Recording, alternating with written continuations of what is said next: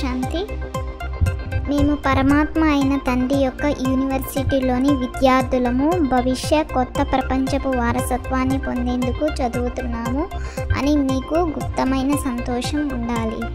ఆత్మలమైన మనము శివబాబా సంతానము. బాబా మనల్ని ముళ్ళ నుండి పుష్పాలుగా తయారు చేయడానికి వచ్చారు. ఈ స్మృతి సదా ఉన్నట్లయితే దైవీ గుణాలు ధారణ అవుతూ ఉంటాయి.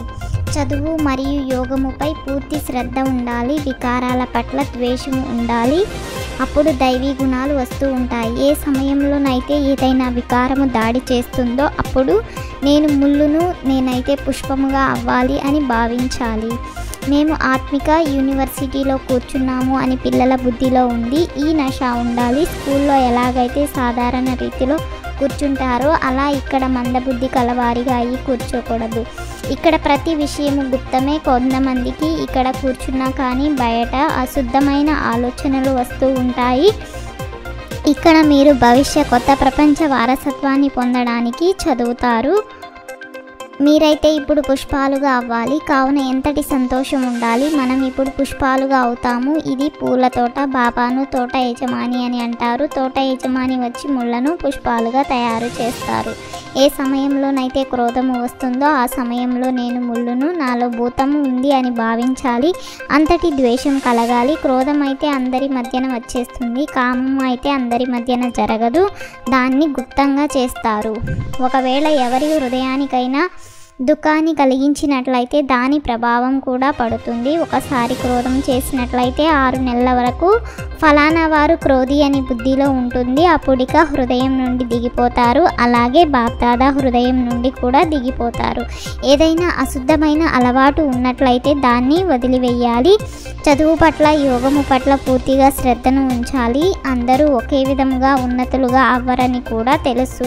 కావున ఏదైనా అశుద్ధమైన అలవాటు ఉన్నట్లయితే దాన్ని వదిలివేయాలి. చదువు పట్ల, యోగము పట్ల పూర్తి శ్రద్ధను ఉంచాలి. అందరూ ఒకే విధంగా ఉన్నతులుగా అవ్వరని కూడా తెలుసు. ఎవరైతే చాలా బాగా మారిపోతారో వారు సత్యయుగంలో మొట్టమొదట వస్తారు. కావున ఏదైనా అశుద్ధమైన అలవాటు ఉన్నట్లయితే దాన్ని వదిలివేయాలి. చదువు పట్ల, యోగము పట్ల పూర్తి శ్రద్ధను ఉంచాలి.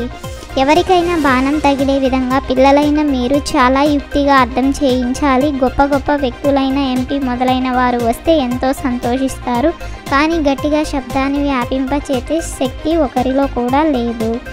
అర్థం చేసుకునేందుకు మ్యూజియంకు ఎంతోమంది వస్తారు. సేవా అవకాశం బాగుంది కానీ యోగం లేదు. బాబాను స్మృతి చేసినట్లయితే ప్రసన్నత కూడా వస్తుంది.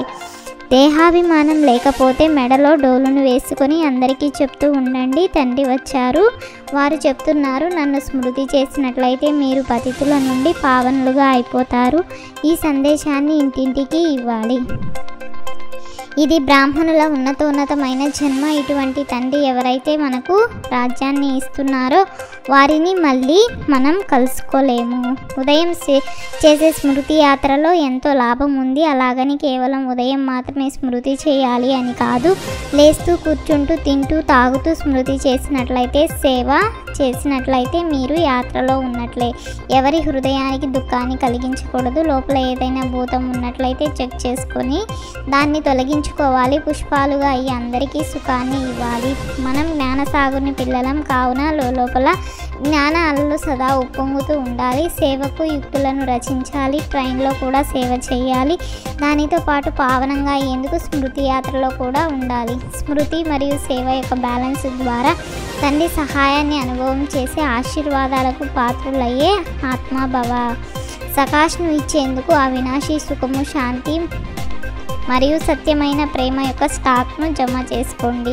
ఓం శాంతి. 20 పాయింట్లను 21 చిన్మల కోసం ధారణ చేసి, లైక్ చేసి, షేర్ చేసి తప్పకుండా సబ్స్క్రైబ్ చేయండి.